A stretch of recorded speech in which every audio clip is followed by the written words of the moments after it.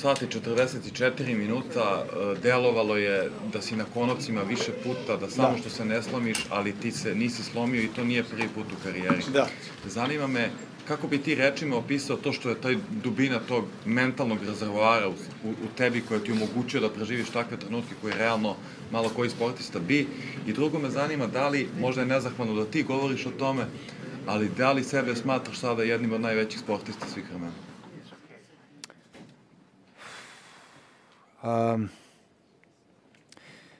Odgovorit ću ti na prvo pitanje, ali onako najiskrenije šta ja mislim da je posredi u tim trenucima. To su Bog i anđeli čuvari.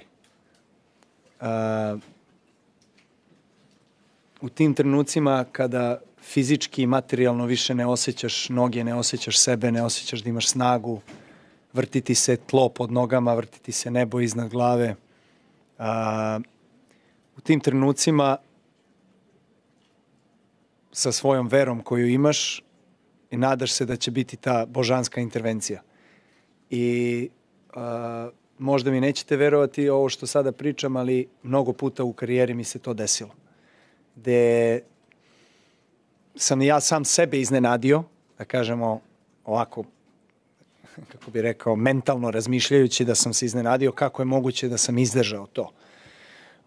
Pa moguće je ako veruješ u Boga i veruješ da ima viša sila koja ti pomogne u tim trenucima. Tako da ja to jako ozbiljno shvatam i u to izuzetno verujem. Tako da mislim da je definitivno prisustvo božansko bilo.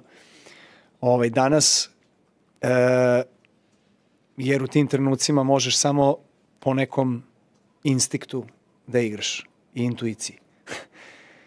U momentima kada ste prebacili preko 30 puta u reliju, ušli skoro u drugi sat igre u jednom setu, ja više ne vidim jasno lopticu. Meni se sve muti pred očima.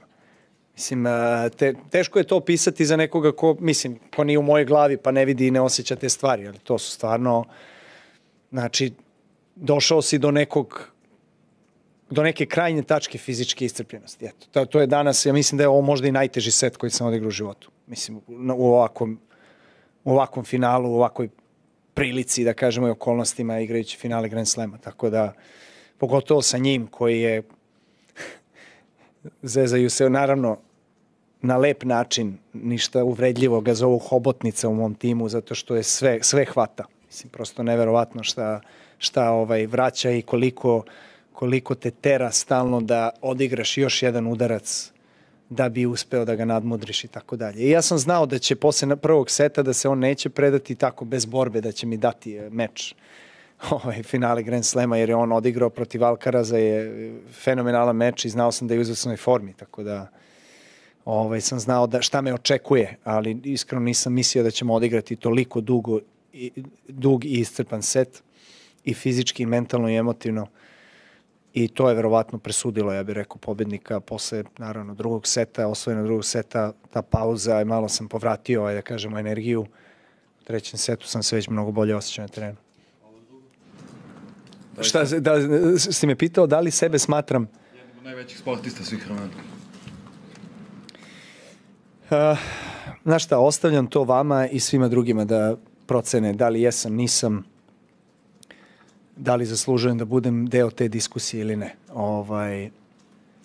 Činjenica jeste jedna, a to je sigurno da nisam iz Srbije, pre mnogo godina bi već bio dignut u nebesa na sportskom nivou, da kažem ovako internacionalno, pogotovo u zapadnom svetu. Ali dobro, to je deo mog putovanja životnog i ja sam zahvalan na tome što sam iz Srbije, odakle dolazim, i to mi daje snagu i veru.